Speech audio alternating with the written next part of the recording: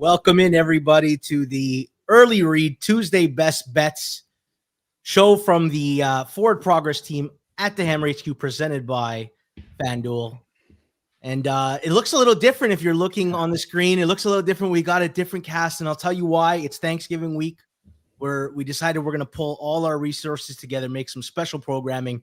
Tuesday Best Bet show. As you can see, it's myself, G-Stack George. I'm joined by professional bettor and CEO of the Hammer, Rob Pizzola. Rob, how are you, my friend?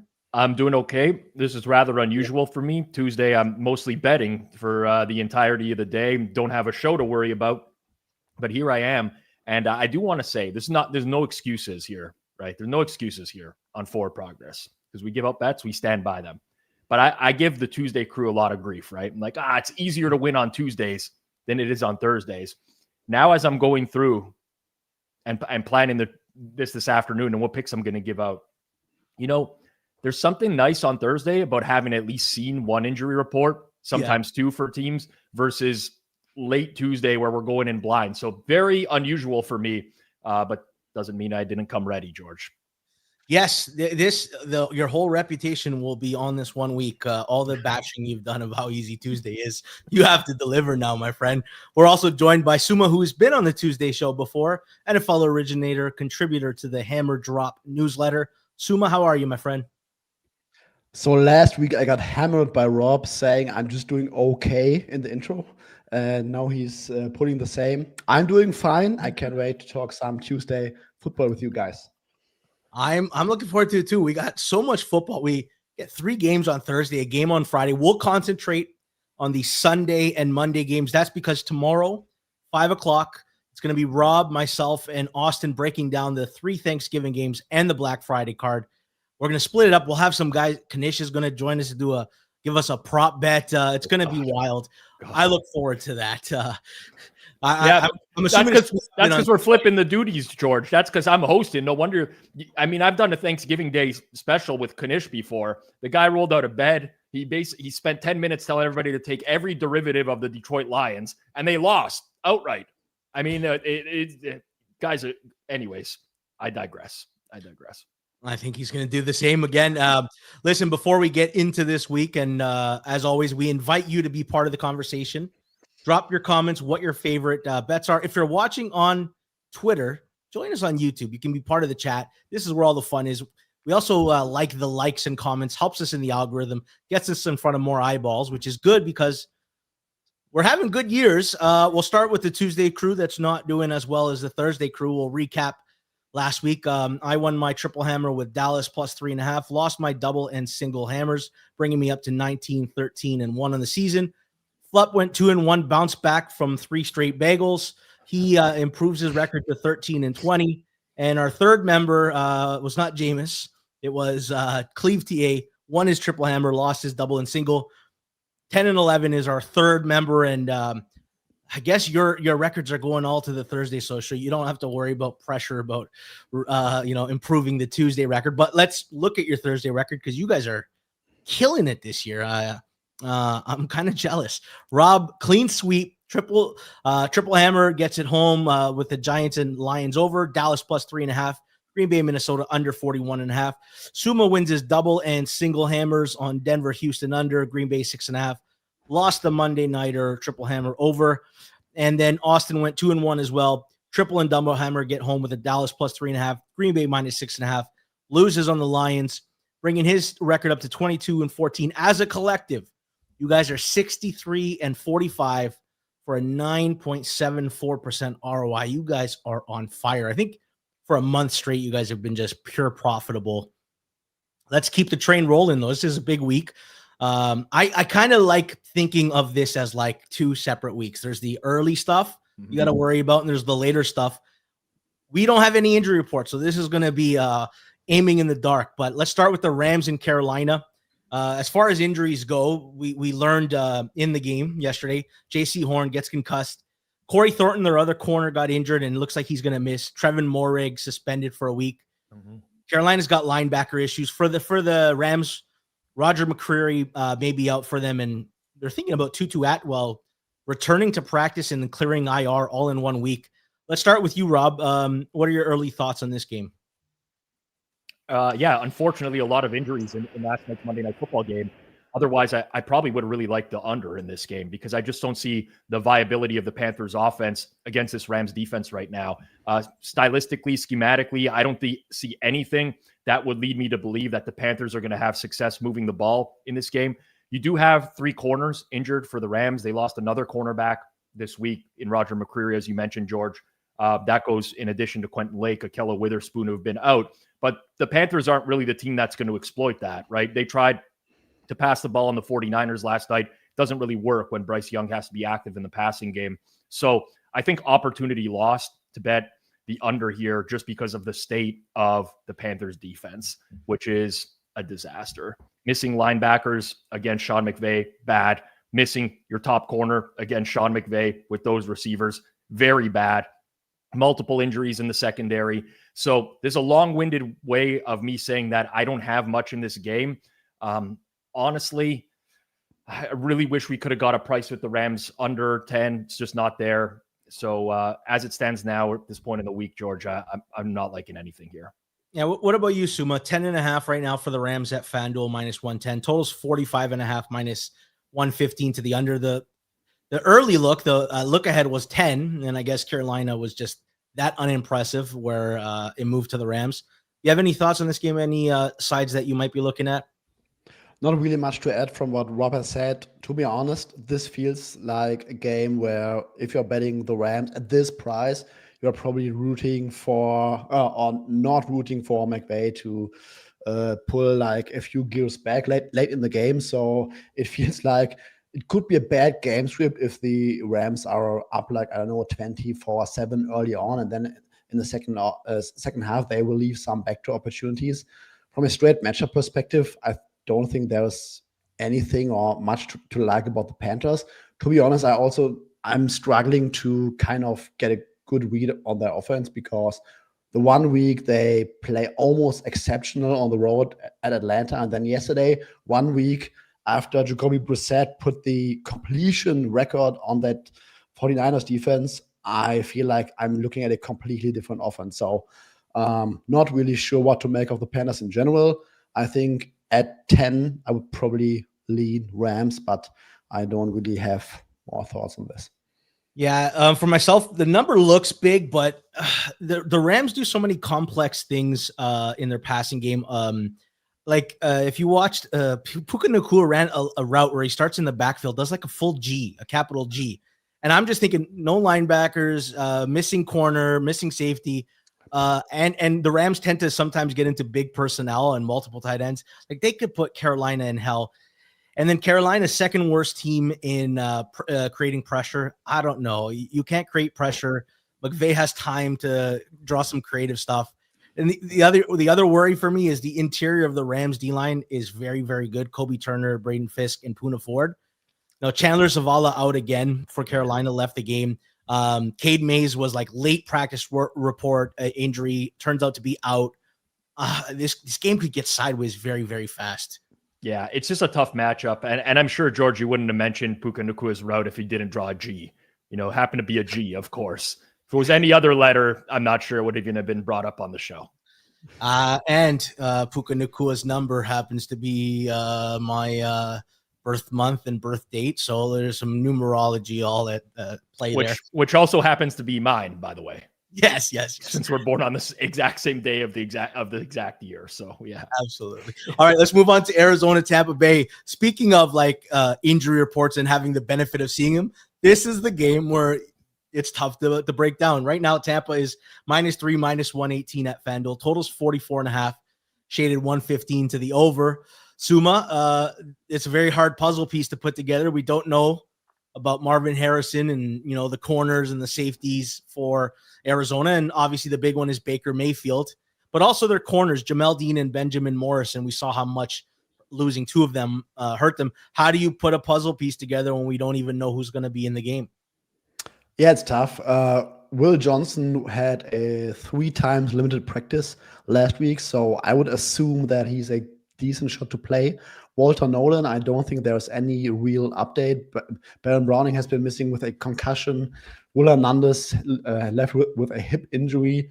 Bucky Irving might be back, but after everything we have read about this, it doesn't feel like he will get a decent workload in his first game back. Honestly, I kind of want Baker Mayfield to be in.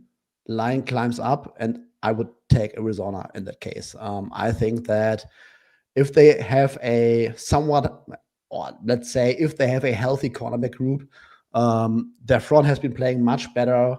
You would hope for Walter Nolan to be playing in this game, but with Nolan back, I think they can get some disruption at the line of scrimmage with Will Johnson back. There's also, outside of Ibuka, not much to worry about when it comes to the Bucs passing attack, which has been very, very bad since like week 6 or week 7. And then add to the fact that you are either getting Baker Mayfield with a banged up shoulder and probably decent re-injury risk. So it might be Teddy covers time at some point.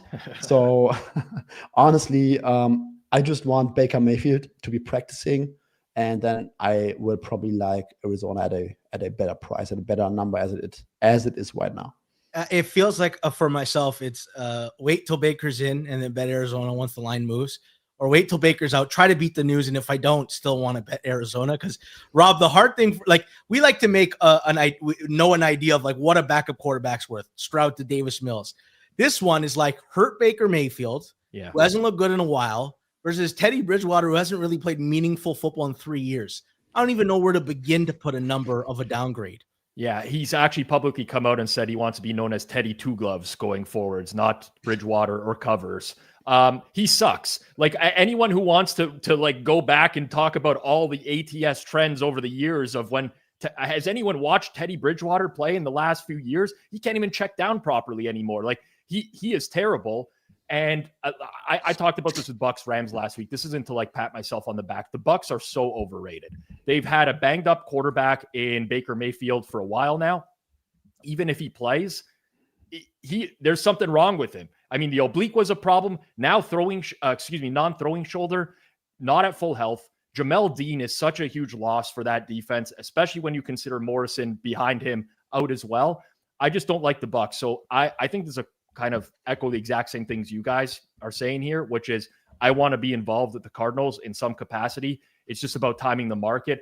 I don't want to lock in Arizona +3 as a play here because Baker does have a history of playing through injuries. He's a tough guy, doesn't really want to sit down. I think he's more likely than not to start this week, and maybe we will be able to capture a 3.5 or something like that.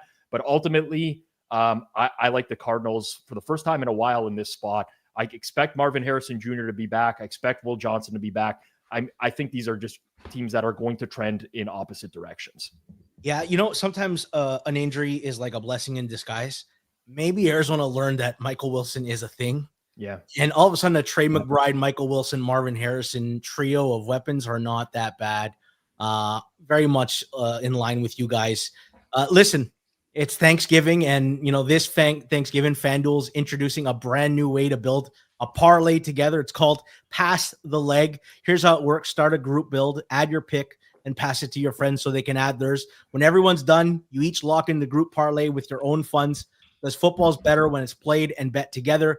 And to make it even better, everyone gets a 50% profit boost to use on their build. So grab your crew, start your build, and get in on the action this Thanksgiving with Pass the Leg. Visit FanDuel.com/forward Pass the Leg to get started. Oh, no, actually, you got to put your own name, I guess. I wonder who would sell the Forward Progress group squad ride, because this is what this is, right? Like build a squad ride. Listen, FanDuel encourages you to play your game 21 plus and present in select states for Kansas in affiliation with Kansas Star Casino, 18 plus and present in DC, Kentucky, or Wyoming. Opt-in required. Bonus issued as non-withdrawable profit boost tokens. Restrictions apply, including any token expiration and max wager amount. See terms at sportsbook.fanduel.com. Gambling problem? Call 1-800-GAMBLER or visit rghelp.com. Call 1-888-789-7777 or visit ccpg.org/Chatton, Connecticut, or visit mdgamblinghelp.org in Maryland. Hope is here. Visit gamblinghelplinema.org or call 800-327-5050 for 24/7 support in Massachusetts, or call 1-877-8-HOPE-NY or text HOPE-NY in New York. And I wonder in the chat, If I wonder in the chat who would sell it. Would XS sell the group squad parlay? Because it feels like XS would absolutely sell it. I mean, I feel like Forward Progress as a team has no chance of hitting this because we just have too many mushes around, whether it's Flup, Clive, Jason. There's Hitman on non-Sundays. Hitman on every other day but Sunday apparently never wins either. So maybe not the best promo for our group because we struggle to put together perfect weeks. I'll tell you that. I tell you guys would hate my contribution too, because the next game we're going to talk about is Jacksonville at Tennessee. Jacksonville 6.5 favorites, -114, total 41.5, 110 either side. I guess I'll start off because it's one of my hammers, and that's right. I'm right back in the saddle with Cam Ward. To me, let me start with this game. I think there's a difference on how the Jags perform when they're running the ball well and when they're not. They're 10th in rush success rate. It helps shorter third downs. The problem is the one thing the Titans do defensively well is defend the run, 13th in defensive rush success rate. They got 3 monsters on the interior D-line, and they cause a lot of havoc. But the real story for me is Cam Ward.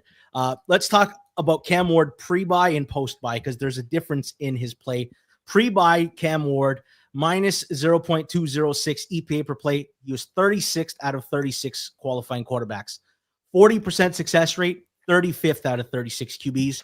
Only ahead of Dylan Gabriel. 35th out of 36 in completion percentage over expectation. Since the bye week, albeit it's a sample size of 2 games, but I've seen enough in those 2 games. And listen, they played Houston and Seattle, so I'm not cherry picking soft defenses. 0.098 EPA per play, 13th in the league, 44% success rate, 21st in the league. How about this one? 9th in completion percentage over expectation. Before the bye, this is the real key. He had 46 yards rushing in 9 games. Wouldn't use his legs. 5 yards a game. The last 2 games since the bye, 33 yards and 37 yards rushing. They're using his legs more, which they should have. Strong-armed quarterback that's athletic. I don't know why you wouldn't accentuate his stuff. And I actually think he's just had a very difficult schedule. This has been his schedule of defenses according to EPA per play. Rams first in defensive EPA per play. Played the Texans twice. They're second. Broncos 4th. Seahawks 5th. Patriots 6th. Chargers 7th. Colts twice. They're 10th. Cardinals 18th. Raiders is the weakest defense he's played, and they're 20th. One of his problems has been pressure. He gets a cakewalk with the Jags, who are bottom 8 in the league in creating pressure. And Trayvon Walker, we still don't know if he's going to go. I like the Tennessee Titans +6.5, -106 with my single hammer. Rob, I send it to you. Yeah, I mean, I'm absolutely floored. I sit here in disbelief that you like the Titans this week, George.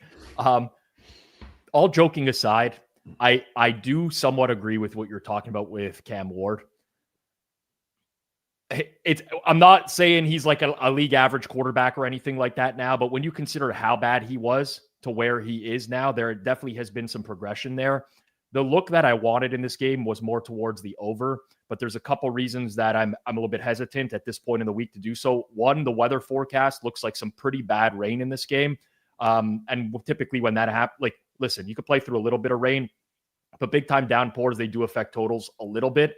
So monitoring that. The second is just the status of the Tennessee O-line right now, because it's one thing to say Cam Ward is playing better, but if Cam Ward ends up playing this game without Dan Moore and Lloyd Cushenberry, left tackle and center, that's going to have an impact, even though the Jags defense isn't all that great when all things considered. I do think that they can get some pressure even without Trayvon Walker. So that's my hesitation with this game. Directionally, I'm leaning towards Tennessee and the over. I think there's going to be a lot of clean pockets for Trevor Lawrence. I mean, Jacksonville's offensive line has kept a pretty clean pocket for him this year, which, I mean, it kind of exasperates how much he has sucked so far this season because he's been protected. Tennessee just not getting enough pressure. There's going to be protection, good structure for that offense, offensive-minded head coach in Liam Cohen. So very strong lean towards the over. I'm just kind of waiting as the week goes on to see how this is going to play out. Suuma, how are you reading this game? Yeah, equally to you guys. It pains me to say, but the fun in the group chat is kind of going away because we cannot really roast G-Stack anymore because I think that Ward is indeed playing much better. To be honest, against Seattle, at some point the game was 30-10, with 7 Titans points coming off of a special teams touchdown. So on the one side, I don't know how the Seahawks did not cover, but on the other side, the only reason because they did not cover was probably Cam Ward, because he made a few exceptional plays. And to be honest, there were also like 2 or 3 more drops that could have ended in, I don't know, in maybe one scoring or 1 field goal more. Directionally also lean Titans. I would love for them to get some offensive linemen back for this game. It's to Suma's point. Like, I get that it's the Seattle defense last week. They're a very, very good defense, but the Titans had a good scripted drive. They went down the field. They ended up with a field goal. Then it went punt, turnover on downs, punt. And by the time they actually started moving the ball again later in the game, they were already down 3 scores. And Seattle was playing pretty soft. So I don't know that I take that much away from it necessarily. It seems like a lot of the Titans' production still does come in garbage time. But it does look like Cam Ward is getting better. I mean, earlier in the year, he wasn't even able to beat some garbage time looks. So I will give him that. Yeah, Cottage says that I've got the eBay market on Cam Ward rookie cards covered. You have no clue how accurate that is, Cottage. And you know what? I'm going to solve a mystery here for you guys. Everybody's wondering where all this Tennessee game day money is. The G-Stack XS Syndicate has been bombing the Titans on game day, and that's mystery solved. We're the ones who are pushing the market on game day Sunday. The Forward Progress Syndicate, oftentimes when we can't pay George out of the company bank accounts, we actually just pay him in rookie cards. It's a very common thing to be paid in rookie cards when you're a syndicate. So that's what we do for G-Stack. Absolutely. Let's move on to New Orleans and Miami. Miami is 5.5 minus 115 at FanDuel. Totals 42.5 minus 118 at FanDuel. Listen, if you want to bet Miami or the under, these are the best 2 prices in market. I'm going to do something that I usually wouldn't. I wanted to give out 6. I'm mad that FanDuel is the only book that doesn't have it at 6. The minus 105 helps. The fact that I make this line actually -4 for Miami also helps. I will say about this game, and I don't bet on Miami or bet against them lightly, and I don't give it out unless I have a pretty strong feeling. The one thing Miami does very good offensively is like the ability to break off explosive runs. 7th in rush EPA. They play a defense, though, that is very, very good against the run. 6th in defensive rush EPA. On the other side of the ball, Saints, like I think Tyler Shuck's been pretty good. He has a willingness to take some deeper shots. The Saints are 18th in dropback success rate. The truth is, though, Miami just is brutal. They can't stop the pass. Even without any weapons in Spain, Washington was moving the ball with ease. Miami's literally the 32nd ranked team in defensive dropback success rate. It's hard to see a lot of offensive success in this game, and I was thinking about giving the under. Especially if it ends up being a win game. But honestly, just too many points here. I think New Orleans is very live to win this game, and I like having the 5.5 minus 105. That's my double hammer. Suuma and Rob, I see you nodding along. You were thinking about this as well. Yeah. First of all, George, you can blink twice if you're being held hostage here, betting against the Miami Dolphins. I don't know what the hell's going on. I had to get some credibility after giving some Cam Ward a play. I got to balance it out here. Yeah, listen, I considered it as well. And, full disclosure, New Orleans has not been good to me this year. There's something that I see from a modeling perspective where I'm just not getting the results when I do bet on them. It has gotten out to a price point now, though, where I agree most of the market is at 6. And I think that's very clearly a buy. I'm somewhat concerned that Darren Waller's in his practice window. That would really improve the Dolphins' offense. Or red zone offense if he's back, but it doesn't seem like he's going to be. We just don't know yet at this point. But to your point, George, the secondary has been a real issue for Miami. Juju Brents got hurt in the last game before the bye as well. They ended up putting him on IR. I think he's been a really strong corner for them this year as well, in a year where they've struggled at the cornerback position. So a lot of agreement out of the gate here. The last point I want to make is with regards to Alvin Kamara, he's had a great career. If he does turn out to miss this game. But this guy is extremely washed. And just getting anyone else in that backfield, I think could potentially be a hidden upgrade for the New Orleans Saints at this point as well. So I'm not quite as near your number, George. I'm more in the 5 range than the 4 range, but I do directionally lean to the Saints as well. I get the nice advantage of not having been burned on New Orleans. We have this like bias where if you bet a team a couple of times in a row and they're bad to you, even if your number shows value the third time, it's hard to want to pull the trigger again. I haven't been on New Orleans, so I get the fresh outlook and I'm not scarred and I don't have PTSD. Suuma, your thoughts on this game, New Orleans and Miami? So when I listen carefully to your words, you're basically saying better QB getting points. Is that correct? That's what it sounded like to me. I think, truly, I think two equal rosters. Yeah. Even if Miami maybe has a tad more experience, but 5.5 is too much.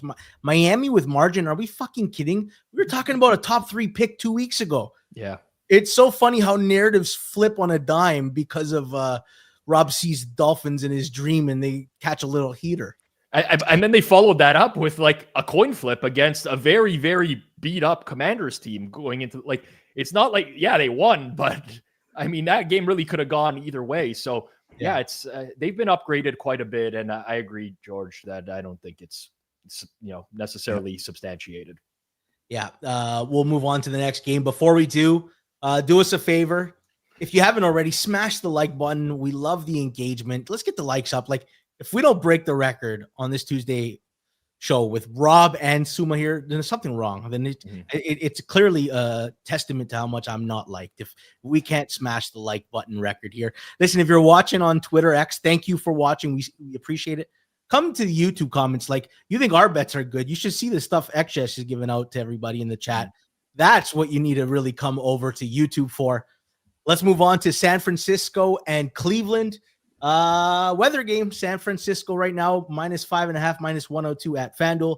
Totals 38.5, shaded 120 to the under. Rob, you got to play on it, so let's lead off with you. Yeah, absolutely. Would have been a larger play, and I'm very aware of the fact that we've kind of moved off of the earlier numbers that were available, but I still see value in Cleveland +5.5, -120 for my double hammer here.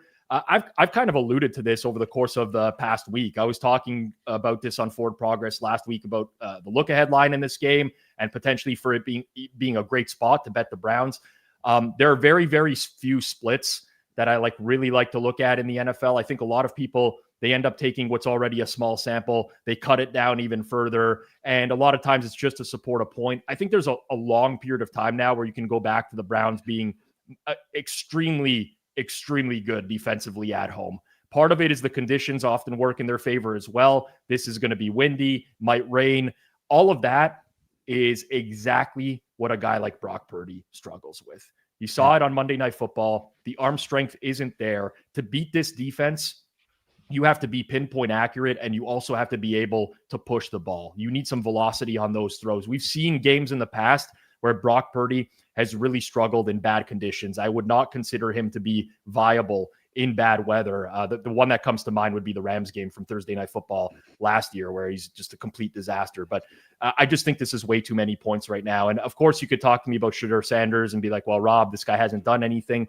But the 49ers have a lot of injuries on the defensive front in this game.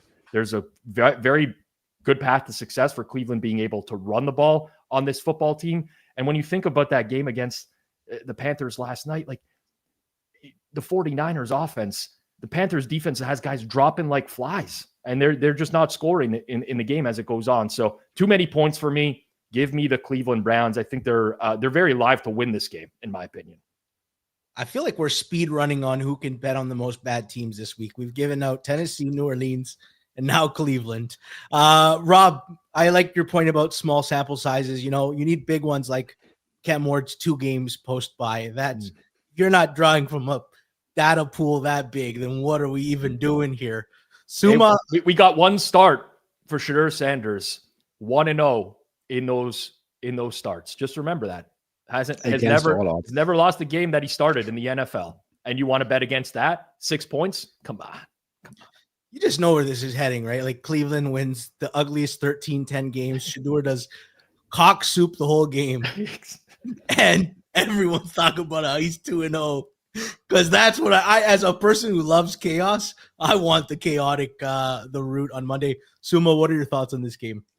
Yeah, I like the under. I prefer the under to Cleveland slightly. I think this is going to be a low-scoring game, first based on the matchup, in my opinion, but then also because of the potential weather impact. We are now looking at, depending on what weather app or site you're looking at, we are looking at 15 to 19 miles per hour sustained winds, gusts. And then with that stadium at the lake, it could get rapidly worse come Sunday. So I think there is a sweet potential for a decent weather impact. But matchup wise, Rob laid it out perfectly, in my opinion. Like, I do not want to back this Niners offense against this Browns defense in their home place. Brock Purdy, I think that the ceiling is still a lot higher. But honestly, especially yesterday, I think that Mac Jones at his current form was much better at distributing the ball like quickly in the short and intermediate area. And now if you do not get the big plays by Brock Purdy, I think he has like one completion above 20 air yards this season. So something is clearly not perfectly right with the offense right now. And Kyle Shanahan in the second half just said, we are not going to throw the ball deep anymore. We are going to run the ball and rather punt than putting the ball in like Brock Purdy's hand. And if you look at this matchup, like what else would you expect him to do? I do not see him putting Brock Purdy on like deep dropbacks, throwing into the wind against this pass rush. I think this is going to be another game where the 49ers want to somehow survive, run the ball, get quick completions, and rather punt and let Shedeur Sanders win the game instead of putting Purdy in like harm's way. And yeah, I expect a low-scoring game. Robert Saleh against a rookie quarterback. I like that matchup, especially in the wind. I mean, Sanders, he had like, I think 2 completions above 6 air yards last week in the dome. So, I mean, I'm just not seeing a high-scoring game here. I think he's going to hit one. It feels like bad weather. 49ers might stack the box to take away the run. And I think they're going to catch one big play, but he's going to be one of those guys with just an insanely awful success rate. Apparently I'm not saying New Orleans, right? Is it New Orleans? New Orleans. Yeah. Yeah. You're getting roasted for that. I think that might be a Canadianism. Is it? It could be. They don't like how I say root tree either. They say it's a route tree. Yeah, route tree. I had US like vocal coaching previously in lifetime because I was going on radio all across the US in 2017, 2018. So I don't even really remember I still sound like a Canadian. Don't get me wrong. I know I do, but my my pronunciation of words has changed towards the American side of things. Like I say against the spread now, George. But Canadians typically say against the spread, which is what you say. I didn't even know that was a difference there. I'm learning all new things here. All right, let me peel back the curtain here on this game. There's a disagreement in the chat directionally about what this game is. The Greek was on the one side, the Italian and the German one on the other. I backed down. I blinked. I said, "All right, Suuma, you can have your play, but I'm gonna be commenting from the peanut gallery. I'll be criticizing his play. I'm just kidding, but let's go with it. Atlanta -2.5, -115 at the New York Jets. Totals 39.5. Suuma will lead off with you. We want to get you on the board with your first hammer. Injury watch. It's just Drake London, right? That's the only injury. This is surprisingly the easiest game from an injury perspective, but you have an angle in this game. Double hammer, Jets. I don't trust this Falcons offense without Drake London, with Kirk Cousins. Yes, his arm kind of looked to be back, but now on the road at MetLife Stadium, it sounds narratively, but I need like a bigger sample size of, I don't know, 36-year-old Kirk Cousins. I don't even know how old he is. Being truly back. So Falcons defense, I don't like their run defense. That's been their weak point all season long. The Jets kind of have a decent offensive line that will probably come out run heavy. I think that a few young guys in their wide receiving group have shown us a little something in the recent weeks. But I think this might be a low-scoring, slow, run-heavy affair. Jets defense, they have been bad against the pass, much better against the run. And I think no Drake London, probably. And if you can take away Bijan, I think that the Jets are very, very live in this one. And I would not be surprised if this is like the next Kirk Cousins pumpkin, turning into a pumpkin kind of game. And yeah, give me the Jets in this one. Rob, you echoed Suma's. It didn't make your card, but you were thinking about this game. I was. It's a really tough one to step in and bet the Jets in this particular matchup. I definitely think that Suma's points about Kirk Cousins are right. He looked a little bit better last week, but I still think you have to take the larger sample on him. We're looking at Drake London potentially missing again this week, and I just don't put a lot of stock in that receiving core. I mean, for as good as they, quote unquote, move the ball last week, they end up with 24 points. Kirk Cousins did give away 6 on a pick 6 last week as well. So I'm just not there. For the Jets, I think they're Divine Diablo coming back for the Falcons is big for them in the linebacking core. He's a very good linebacker and good run stopper, but power concepts have really hurt the Falcons all year long. Even when he's been there, you look at what the Jets offensively, like when they want to run downhill, when they just decide we're going to go downhill on a team, they've actually been very good at that this year. And Atlanta's defense is like much, much worse from a yards per carry perspective than an average team in the league defending those types of power concepts where guys are pulling on the offensive line and things of that nature. So I think that's a viable matchup advantage that the Jets can exploit. Ultimately, I just couldn't get to the number here. Like I think Atlanta 1.5 is kind of fair. Money line prices. I mean, Suma's playing the money line here as his double hammer. I can't really argue with that at plus 128. I think that, that's winning well above the break-even point. So yeah, I lean Jets as well in this one. Yeah, Cottage asks about injuries. I mean, the only real injury is the New York Jet special teamer who's in the hospital for getting shot. And Drake London's the only one. Okay, I'm of two minds because I think the Jets defense is like wildly underrated. 26th in defensive EPA per play, 5th in defensive success rate. They can't generate a single turnover, but teams don't move the ball easy on them. I just trust an Atlanta offense with Bijan Robinson and Kyle Pitts. And oddly enough, Darnell Mooney finally showed up for a deep ball or two. I think I just trust them a little more. I'm going to wait for the Drake London stuff, but I don't know. I think Atlanta's a bit underrated. I know they're what, 3-7 or 4-6 after the Saints win, but they haven't felt that bad. It felt like they've had a lot of tough luck losses early in the year. I'm not going to fight too hard on it though. Let's move on. 4-7, George, and still very live to win the division, by the way.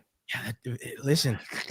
Yeah, I mean, technically they could be within one game after this week, since they're the favorites. But let's move on. Houston, Indianapolis.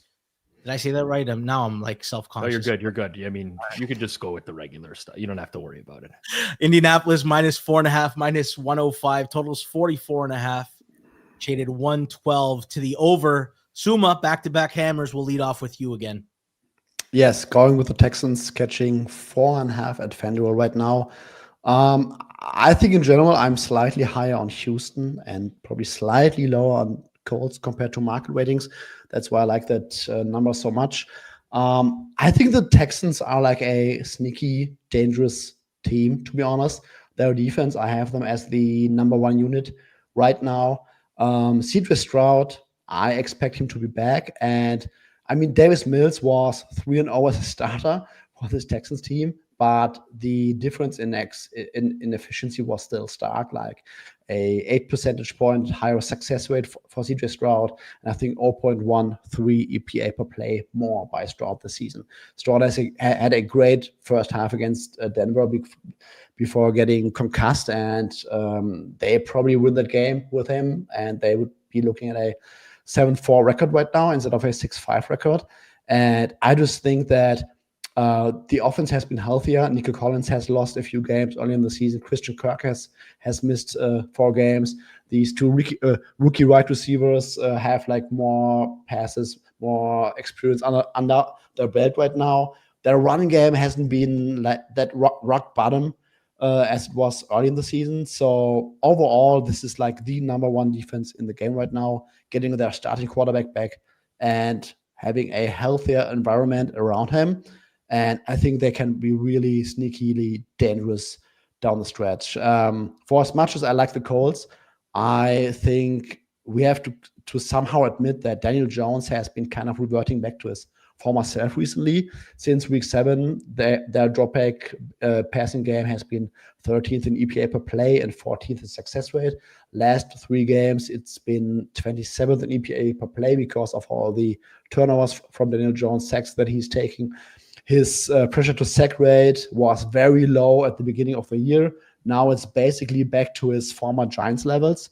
And I don't think that their explosive run game alone will carry them going forward unless we get back to the early season Daniel Jones version. But I'm basically saying I lean more towards the bigger sample size, that he might be regressing a little bit, still being in a great environment, but I'm not sure that it's enough for me in this matchup. I mean, this is another tough matchup for him, so I would not be surprised if we see like another game where he gets sacked a little bit, maybe a strip sack, interception. And while I like the Colt defense getting better with like Sauce Gardner and Mooney Ward back there, I think that the Colts front 7 can be had on the ground a little bit. And if you compare, or to cut a long story short, I like this matchup for the Texans. I also think that they are live in this one. Yeah, Suuma, you mentioned in the last 3 games, Colts are 13th in EPA per play, but Taylor's like 250-yard game on the ground is like really skewing that. If you strip it away and just go, what's Daniel Jones been the last month? Yeah. 20th in completion percentage over expectation, 20th in success rate, 27th in EPA per play. That's just Daniel Jones. And listen, they did that against like Steelers, Falcons, and Chiefs. No elite defenses there. This is obviously a whole different tier. The one thing that worries me and why I was looking potentially at the under is I worry about how a quarterback looks after a month of being concussed. Like, I don't think maybe Stroud, it doesn't look the same in his first game back. And I worry about those 3 corners if they are able to shut down his passing options. It feels like this game could get very stale very fast. Rob, what are your thoughts on that? I haven't played. I played early under thanks to Suuma, a much better number, but I was considering at 44.5 as well. I think that the market is fine on this game all around. I think Indy's a very tough team to price right now for some of the points that Suuma mentioned, but then you also have to consider the fact that they haven't been home in about a month, and they've been playing on grass fields, open air stadium in Berlin, which they get back to being inside the dome.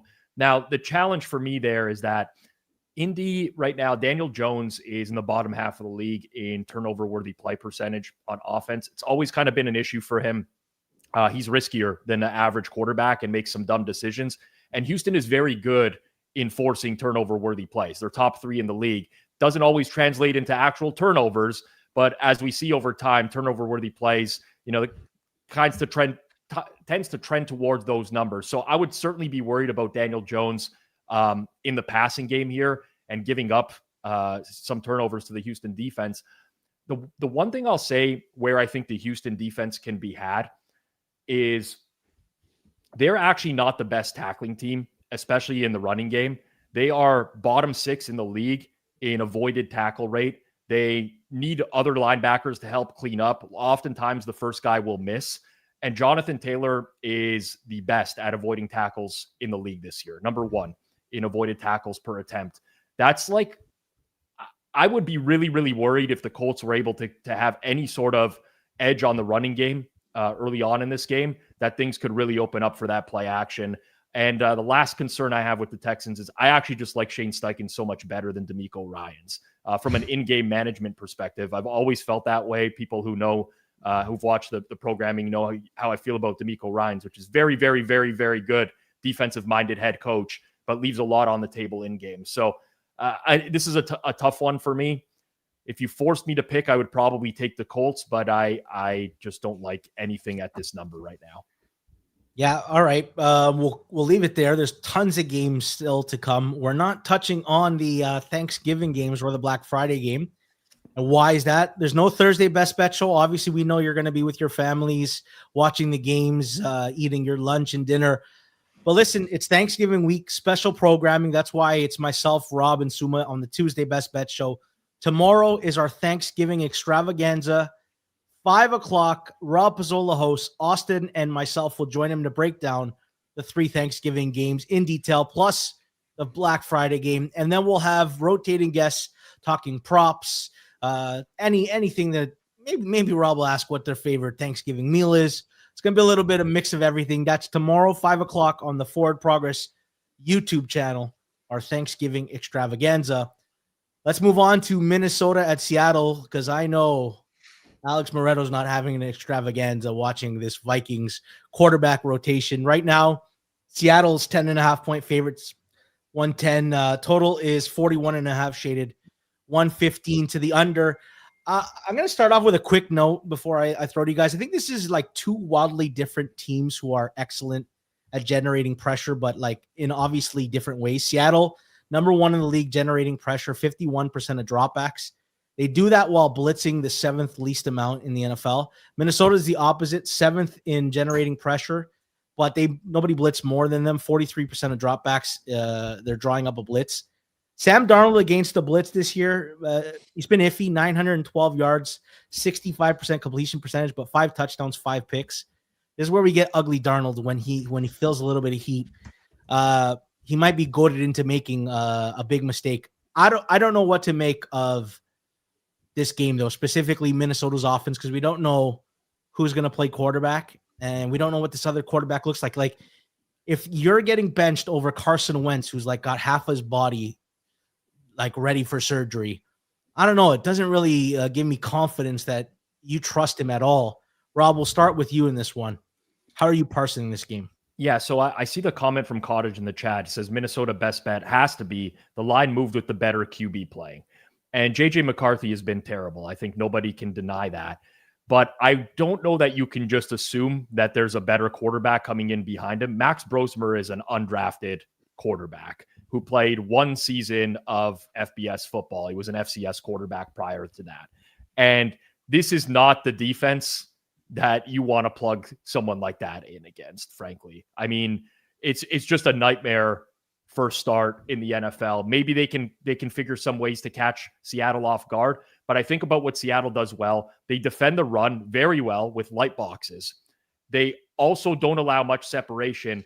And you think of Justin Jefferson, Jordan Addison. These are guys that are supposed to be separating at the NFL level. They are not. They've struggled to gain separation this year. So you're going to have Max Brosmer probably without a running game, throwing into tight windows all day. I just don't like that in terms of an offensive, any sort of very low floor. Let's just put it that way. And then you look on the other side of things. I think there's a really deep passing edge to Seattle in this game. They've had a very good deep passing game all year long. First in completion rate on throws of 20 plus yards. Jackson Smith and Jigba just finds himself wide open downfield all the time. And Minnesota's defense is very boomer bust. They're actually bottom 2 in the league in allowing deep completions because they take so many chances defensively. And I think they will take a lot of chances in this game. Their defensive coordinator knows Sam Darnold very well. They've practiced against him. They probably will try to put him under pressure like a lot of teams have. Hope he sees some ghosts in this game.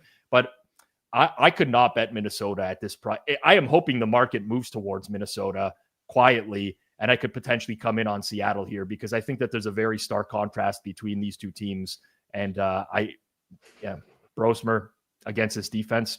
Let's see how it goes. Suuma, are you thinking about laying margin with Sam Darnold here? I echo everything that Rob has said. And yes, it's 10.5. I would prefer a better number, but I will still use my weekly gun to my head and say it's still Seattle for me. Max Brosner against that Seahawks defense on the road. I mean, you would probably need like a, I don't know, 97th percentile outcome for an undrafted rookie quarterback in his first road game. I just could not bet on that. No, you'd probably need Darnold turning it over and like giving Minnesota like these drastically short fields. Like you need That's true. You need a couple like high variance, like almost like Carolina. You need a couple plays where you get picks and start the game on the 1 yard line and don't come away with any points. You know, that's what you need. You need one of those high leverage games. Let's move on to Buffalo at Pittsburgh. Buffalo right now -3.5, -110.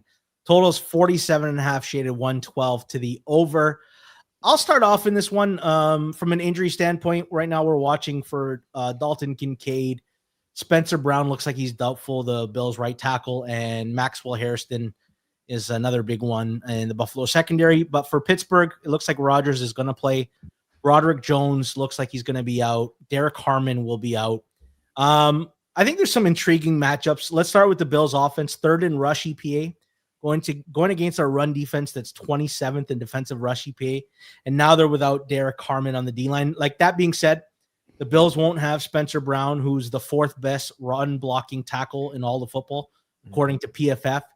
Steelers, though, are 28th in pressure rate. Surprisingly, they have not generated pressure this year, and I don't know, that bodes pretty bad in a matchup against Josh Allen. I can see Josh having time in the pocket and taking off with his legs in this one. One thing, Josh has been like precautionary about taking a big hit.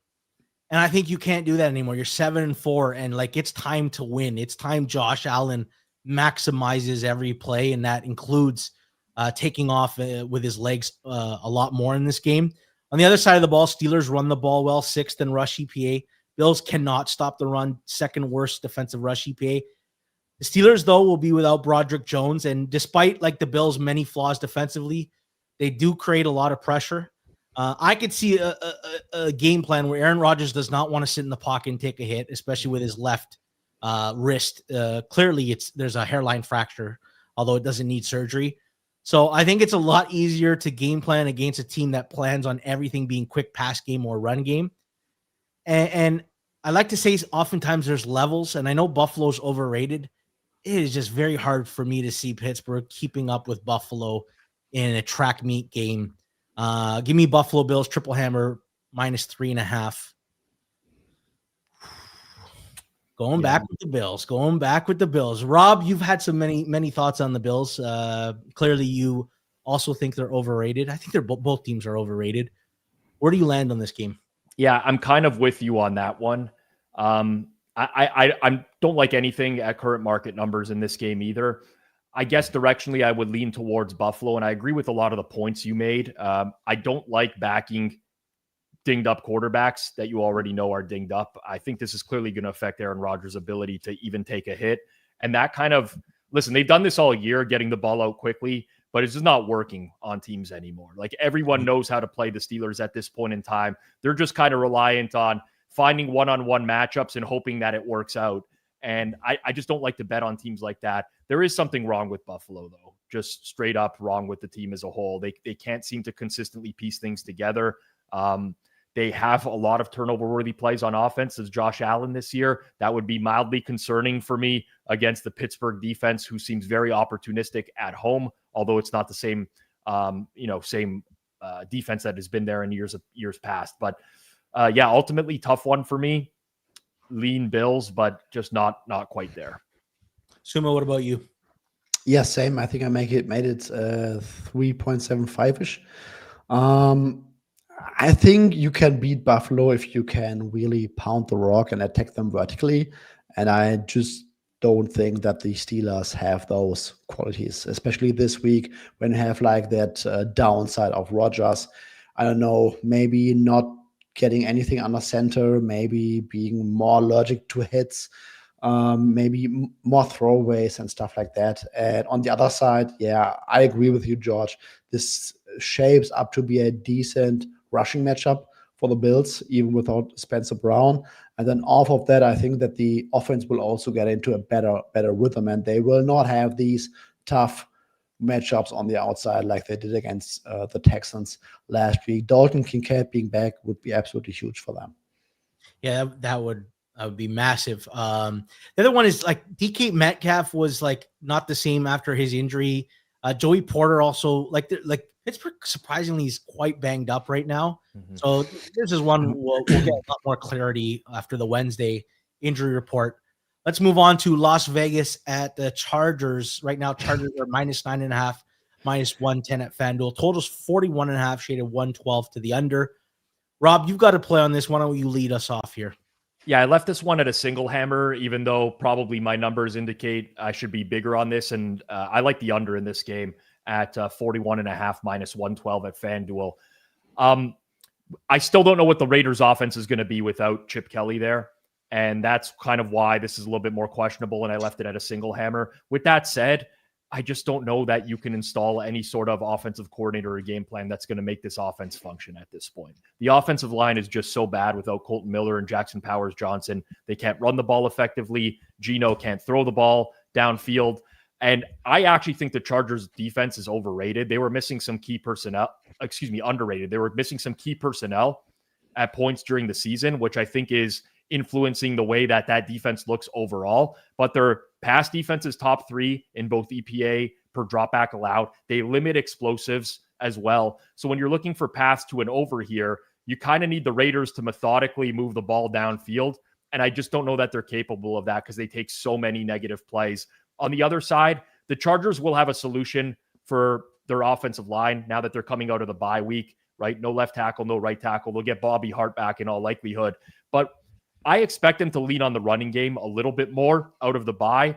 They've struggled in the passing game without both tackles active. You look at where they match up against this Raiders front seven. I think power runs will be really good for the Chargers in this game where they can lean into some downhill concepts as well.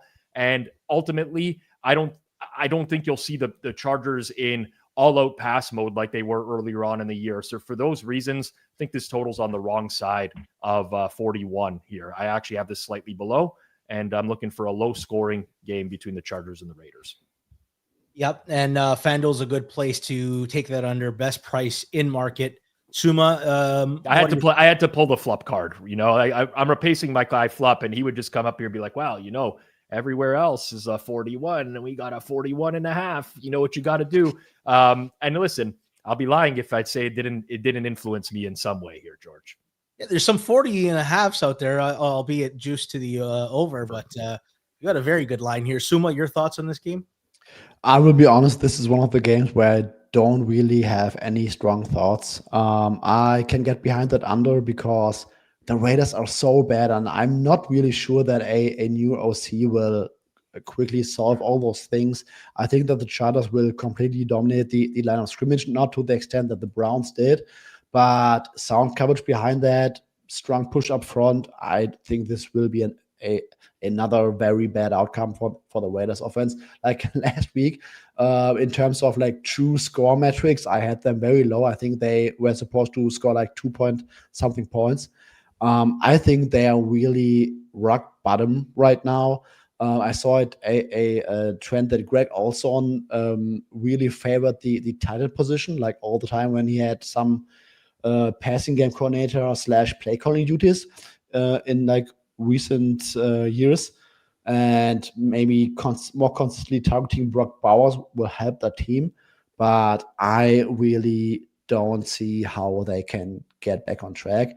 And then on the other side, the Chargers still have a patchwork O-line, and yes, the Raiders have not been good at getting consistent pressure, but there are a few matchups along the line that I'm still a little bit concerned about for the Chargers. So overall, I think I can get behind that underlook.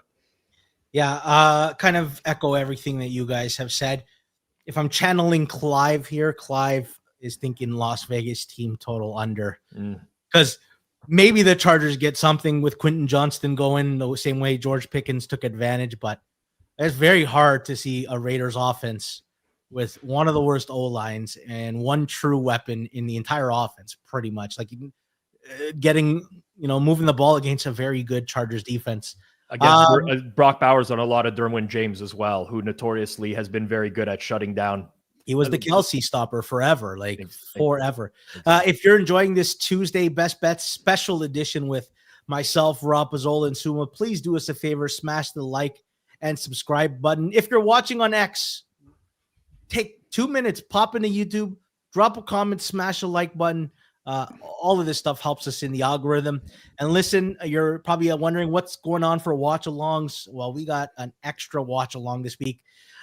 Thursday night, it'll still be myself and Alex Moretto, 8 o'clock for the Baltimore-Cincinnati game. But Friday, in studio, Black Friday game, Rob Pizzola. I'll join him. Jason will be there. Maybe Jeff Feinberg shows up. Maybe Jacob the Giant shows up. It's going to be a full. We're going to put every chair to use in that watch along studio. We might even have to bust out the. I don't want to call. I hate this word. The chair that you put in the corner of the room, like in a hotel. You know. Oh, you were thinking cuck chair. I was thinking we take a steel chair, we smash it over Jason's back in the studio instead. That's the chair I was hoping to bust out. Old school wrestling days. Remember those headshots back in the day? Woof. I might be on Caleb Williams on that Black Friday game. I don't want the bad juju of attacking Caleb's number one defender. Let's move on to the Sunday night game. Denver at Washington. Right now, Denver's -6.5, -110 at FanDuel. Totals 43.5. Rob, we'll start with you. You got something that you're liking in this game. It's what I'm liking most right now on the board. And I'm going with a triple hammer on the Washington Commanders +6.5, -110. This is mostly a fade of the Broncos, who I think are the most overrated team in the entire league. Last time we saw them, they obviously beat the Kansas City Chiefs. That earned them a pretty big bump up in the market here. They will likely get Patrick Surtain, Alex Singleton back in this game as well. Additional bumps for the Denver Broncos. I'd like to remind people of what the Denver Broncos have looked like for the last 2 months outside of that Chiefs game, because they nearly lost to the Raiders at home on Thursday Night Football, a game they won 10-7. They likely lose to the Texans if CJ Stroud doesn't get concussed and Davis Mills give away that game. Their most spectacular win was against the Cowboys, 44-24. I would venture a guess if they played the iteration of the Cowboys defense we have now, they aren't scoring anywhere near that number of points.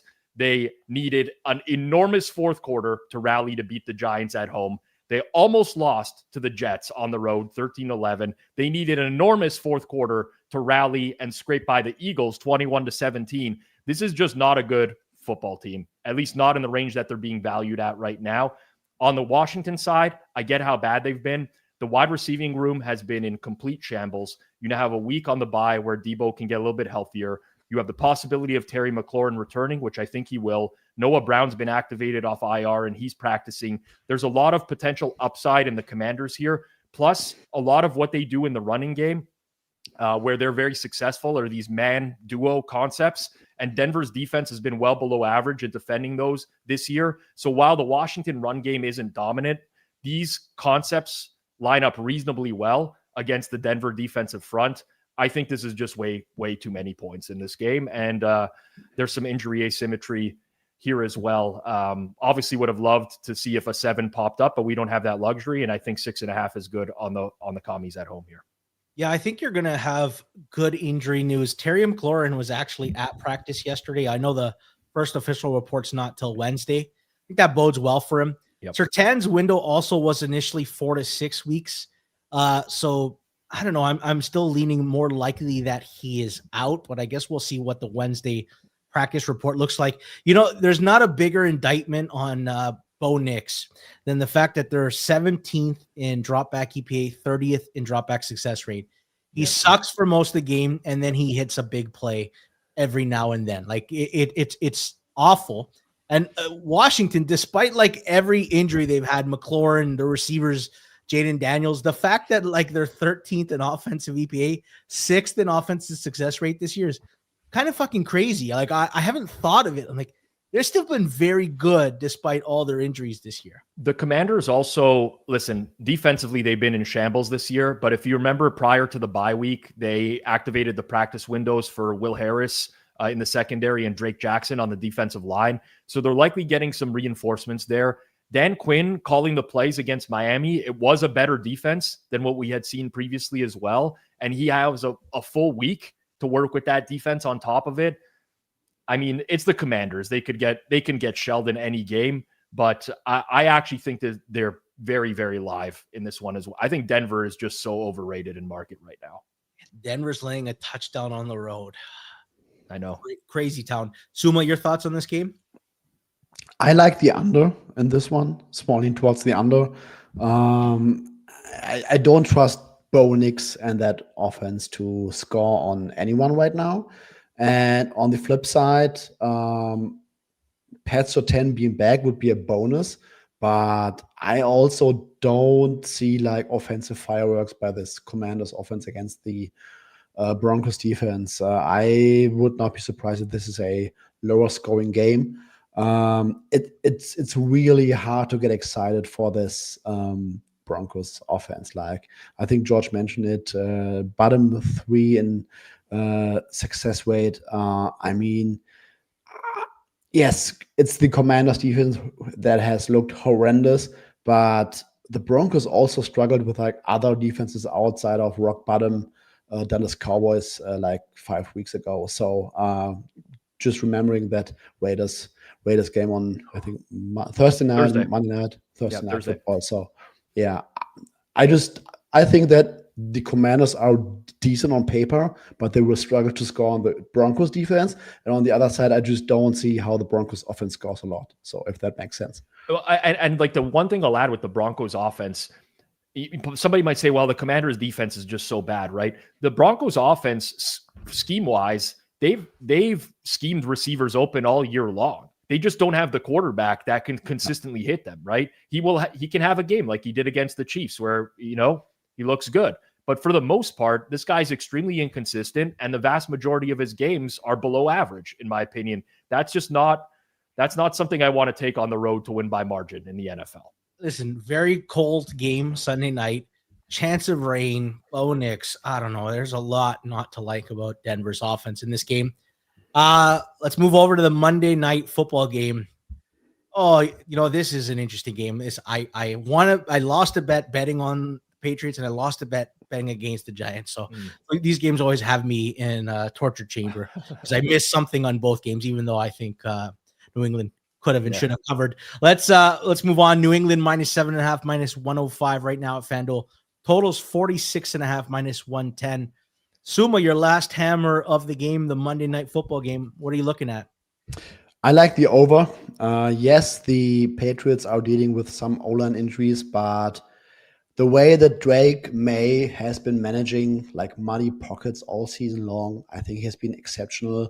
Probably one of the best quarterback when it comes to handling pressure and condensed pockets. And that Giants defense just so bad. I think that the Pats will still find a lot of ways to score. I also think that they might pop a few big plays on the ground against that defense. And then on the other side, I think that Jackson Dart will be back. I would have no issue if it's Jameis another week because you get like the high-end variance part with Jameis Winston. But I think that the pass defense has been a pass funnel defense. And when I expect the Pats to put up some scoring pressure, I also think that the Giants will find big plays through the air. So I think this matchup shapes up nicely for an over. Yeah, listen, the Patriots left a lot of points on the board. They got into the red zone twice, back-to-back drives, and came away with 3 points, including like 6 plays run from the 1-yard line on those 2 drives. So we're making a lot about like the left tackle, left guard being injured for New England. I think Kiris Tonga is one of the more underrated injuries as well. Patriots nose tackle. They already put Milton Williams on the IR. Yeah. Suddenly they lose another piece, and the Giants offense has moved the ball quite well.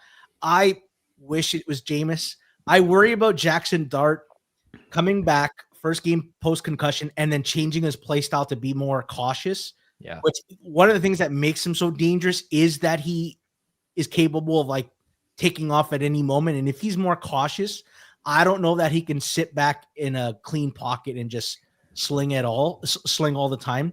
I directionally lean your way, Suuma. I haven't done anything with the game yet, though. Rob, what are your thoughts on this game? Yeah, I think you bring up a really valid point there. It sounds really arrogant to say this, but I think that's one of the market inefficiencies in the NFL right now. Like if Jackson Dart gets ruled in this game, the market's going to steam towards the Giants. And in a first game back here off of a concussion, it's not just the fact that he's had a concussion, he's coming back. I agree that the play style might be a little bit more conservative. You know, the team's talking to him about not taking big hits. And that's just part of the game where I think that the market would price this as if, you know, Jackson Dart is back in full when really you're getting a limited version of him. I don't know what to do with this one. I think that the injury situation is very challenging to sort out right now. I'd like to see what New England's offense looks like without their left tackle and left guard before I get involved with them necessarily in the future, unless, you know, this number drastically changes one way or another. I get the Giants defense. The secondary is an absolute joke. Paulson Adebo will probably miss again this week. Kayvon Thibodeau probably will miss again this week as well. There's lots of opportunity for the Patriots to move the ball, but I'm generally concerned when I see left tackle, left guard down. So, and also they're just going to waste some runs with Ramondre Stevenson and Terrell Jennings in this game as well for some godforsaken reason. So, yeah, tough one for Monday Night Football. I don't got anything here right now. To Suma's point in the over, there's certain stats, data that I like to manually input on a week-to-week basis. And I only do it because it's easier to visualize like the scale of how it's moving. For the last few weeks, I just keep putting a lower and lower number on New England's defense. They've progressively gotten worse. And because of their weak schedule, we might not actually grasp how bad they are, especially now with the D-line injury stacking up. But again, this is a game where I want to see Wednesday a little bit more on the injury report before doing anything. Haven't decided yet, and I'm not sure which way the market will move if Dart is ruled in. I think the market disrespected Jameis last week, and I think the market has woken up to the fact that maybe there is not that much daylight between the two of them. We'll call it there. That's the show. Nine hammers across 9 different games. No overlap. Usually there's like overlap and collaborations. I like this. We did 9 different games. Yeah, that's good. It gives the people a lot of opportunity to pick. I feel like I'm free rolling this week because I'm out of my regular Thursday spot. So an 0-3, I can just tell people I could do what Zilbert does. I can do what Hitman does. Guys are just like, Thursday's my day, guys. I'm very good on Thursdays. I know that, but I don't know about this Tuesday stuff. So you know what I'm worried about? You ever heard the theory of like, if a girl hangs out with uglier girlfriends, she looks better by comparison. I've been really leaning on that on Tuesdays, looking like the competent guy, right? The strong leg. Now I got 2 guys on here. Now I don't know. I'm feeling a little insecure here. Feel a lot of pressure to hold my house down. You know what I mean? Yeah, it's true. I mean, whenever you're throwing to someone, it's like, what do you like in this game? They're like, well, the whole market is at 4 and this one's at 4.5. I can see why you would look. I love Fluff. He's a great guy. I'm just I'm ribbing. This tension on my back is off. I feel a lot more loose today. I'm kidding. I say this, and I'm gonna eat a fucking 0-3 bagel for saying this shit. I know. Just like me on the Forward Progress watch along last. Jameis is eating W's. We're eating L's. We might be eating L's.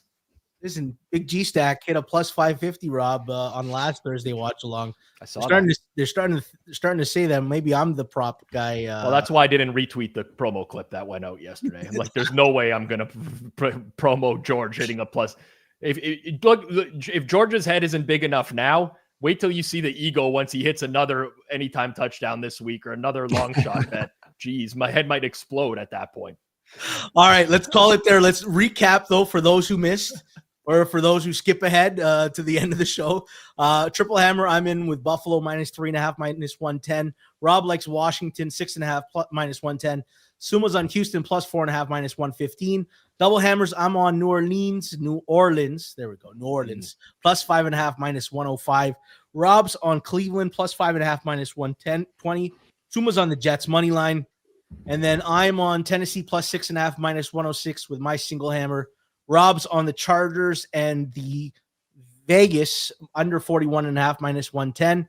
And Suma's on the Giants and the Patriots over 46.5 minus 110. That's our recap. Do us a favor if you enjoyed this like combination show. Smash the like button. Drop some ones in the chat.